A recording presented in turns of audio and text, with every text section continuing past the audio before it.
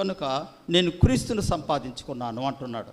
అపోస్తలుడైన పౌలు గారు బైబిల్లో కొత్త నిబంధనలో 14 పత్రికలు దేవుడు ఆయన చేత రాయించాడు.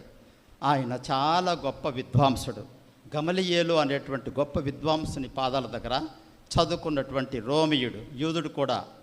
ఆయన యేసుక్రీస్తు ప్రభువును సంపాదించుకున్నాను, ఇంకా దేన్ని నేను ఎక్కువ సంపాదించలేదు అని చెప్తున్నాడు. యేసునే నేను సంపాదించుకున్నాను, క్రీస్తును నేను సంపాదించుకున్నాను అని చెప్తున్నాడు.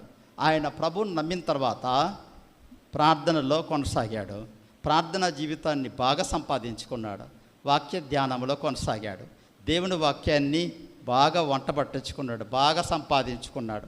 అంతేకాదు ఆయన ప్రభువైన యేసుక్రీస్తు వలన పిలువబడి ఆయా ప్రాంతాలకు ప్రభు చేత పంపబడి అనేక మంది ఆత్మలను సంపాదించుకున్నాడు, చాలామందిని సంపాదించుకున్నాడు. మనుషులలో అనేక మందిని దేవుని కోసం సంపాదించుకున్నాడు, తన కోసం సంపాదించుకోలేదు, పరలోకం కోసం సంపాదించుకున్నాడు. ఆ విధంగా ఆయన యేసుక్రీస్తు ప్రభువును సంపాదించుకున్నాడు.